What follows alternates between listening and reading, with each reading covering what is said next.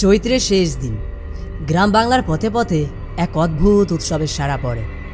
আকাশে মেঘের গর্জন আর মাটিতে ভক্তের উল্লাস। আর একটা লম্বা গাছের চারপাশে জড়ো হয় এক অজানা রহস্য। এবার কেউ কেউ বলে এটা নাকি শিবের পুজো, আবার কেউ কেউ বলে এটা নাকি কৃষকদের প্রার্থনা। কিন্তু এই গাছের নিচে যে দৃশ্য শুরু হয় তা দেখলে মনে হয় এ যেন সময়ের সীমা ছাড়িয়ে গেছে। তবে কি এই চড়ক পুজো? কেন এর আগের দিন পালিত হয় নীল পুজো? আর কেনই বা এই উৎসবের গল্পে মিশে আছে রক্ত, ভক্তি, পুনর্জন্মের বিশ্বাস আর ভূত পেতের গল্প? নমস্কার, আমি রাজু, আর আপনারা দেখছেন শেষ অধ্যায়, যেখানে শুরু হয় অজানার সন্ধান।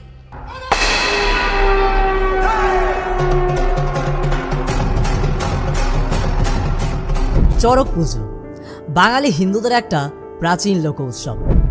এটা পালিত হয় বাংলা ক্যালেন্ডারের চৈত্র মাসের শেষ দিনে, যাকে আমরা চৈত্র সংক্রান্তিও বলে থাকি। এই দিন থেকে শুরু হয়ে বৈশাখের প্রথম 2-3 দিন পর্যন্ত চলে এই চড়ক উৎসব। এর মূল আকর্ষণ হলো চড়ক গাছ, একটা লম্বা কাঠের খুঁটি, যার চারপাশে ঘটে অদ্ভুত সব আচার আচরণ। এই উৎসব শিবের গাজনের একটা অংশ। গাজন মানে হলো শিবের আরাধনা, আর চড়ক মানে হলো তার চূড়ান্ত পর্ব।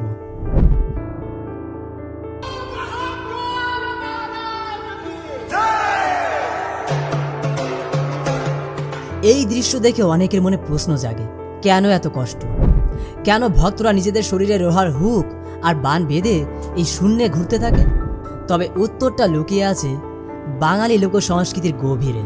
এটা শুধুমাত্র ধর্মীয় আচার নয়, এর সাথে জড়িয়ে আছে কৃষক সমাজের জীবন, প্রাকৃতির উপর নির্ভরতা আর অতীতের কিছু রহস্যময় গল্প। তবে চড়ক পুজোর সঠিক ইতিহাস না জানা গেলেও লোকমুখে একটা গল্প প্রচলিত আছে।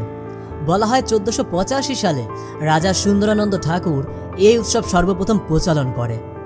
কিন্তু সবথেকে মজাদার ব্যাপার হলো এটা কখনো রাজাদের উৎসব ছিলই না, বরং এটা ছিল সাধারণ গ্রামবাসীদের তথা বিশেষ করে হিন্দু সমাজের নিচু সম্প্রদায়ের মানুষের উৎসব।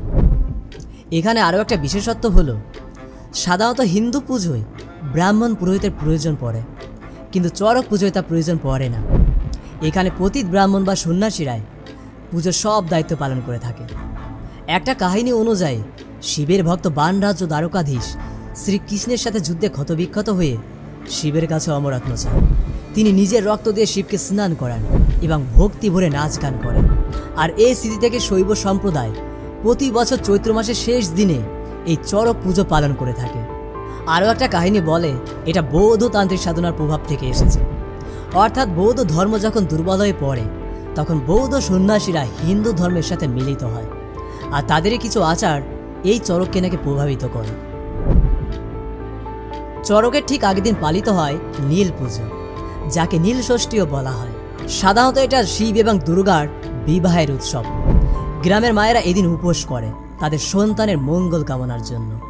নীল মানে শিব, যিনি সমুদ্র মন্থনের বিষ পান করে নীলকণ্ঠ রূপ ধারণ করেছিলেন। এই পুজো নীল সন্ন্যাসীরা লাল কাপড় পরে মাথায় পাগড়ি আর হাতে ত্রিশূল নিয়ে গ্রামে গ্রামে ঘুরে বেড়ায়, আর সাথে তারা অষ্টক গান করে। কিন্তু বর্তমানে এই অষ্টক গান বিলুপ্তর পথে। চড়কের আচারে রয়েছে কঠিন সব শারীরিক কষ্ট। সন্ন্যাসীরা পিঠে লোহার হুক আর বড়শি বেঁধে চড়ক গাছে ঝুলে ঘোরে। আবার কেউ কেউ তো জ্বলন্ত কয়লার উপরে হাঁটা শুরু করে, আবার কেউ কেউ কাটার উপরে লাফানো শুরু করে। এগুলোকে বলা হয় বটি ঝাঁপ, কাটা ঝাঁপ এবং বান সন্ন্যাস। এর পিছনে বিশ্বাস এই কষ্ট শিবকে নাকি খুশি করে, আর ভক্তরা তাদের মনোবাসনা পূরণ করে। তবে 1865 সালে ব্রিটিশ সরকার এই কষ্টের আচরণকে পুরোপুরিভাবে নিষিদ্ধ করে দেয়। চড়ক পুজোর আরও একটা নাম হলো কৈলাসের বুড়ো শিব। কিন্তু কাকে বলা হয় বুড়ো শিব আর কেন? লোকমুখে বলা হয় বুড়ো শিব হলো শিবের একটা প্রাচীন রূপ, যিনি কৈলাস পর্বতে বসবাস করে। আর বুড়ো শব্দটা এসেছে তার চিরন্তন অস্তিত্ব থেকে, যিনি সময়ের শুরু থেকে আছেন। আর কৈলাস হলো তার আত্মাত্মিক আবাস। চড়কে সন্ন্যাসীরা বিশ্বাস করে এই আচারে তারা কৈলাসের বুড়ো শিবের কাছে পৌঁছায়, যিনি ভক্তদের কষ্ট দেখে তাদের মনোবাসনা পূরণ করে। এই চড়ক পুজোর সব থেকে রহস্যময় এবং ভয়ঙ্কর দিক হলো ভূত পেতের গল্প। গ্রামের বয়স্করা বলে এই উৎসবের সময় অতৃপ্ত আত্মারা জেগে ওঠে, যারা শিবের কাছে প্রার্থনা করে মারা গেছে কিন্তু মুক্তি পায়নি, তারা চড়ক গাছের চারপাশে ঘুরে বেড়ায়। আবার কেউ কেউ বলে নীল পুজোর রাতে শিবের সাথে এই অতৃপ্ত আত্মারা সবাই দেখা করতে আসে। এই চড়ক শুধুমাত্র একটা ধর্মীয় উৎসব নয়, এটা গ্রাম বাংলার একটা সামাজিক আনন্দ। পশ্চিমবঙ্গের মেদিনীপুর, নদিয়া, রানাঘাট, বনগাঁ সহ বাংলাদেশের সিলেটেও এখনও এই উৎসব পালিত হয়। তবে এই রহস্যটা আজও রহস্যময়। এই কষ্টের পেছনে কী শক্তি কাজ করে?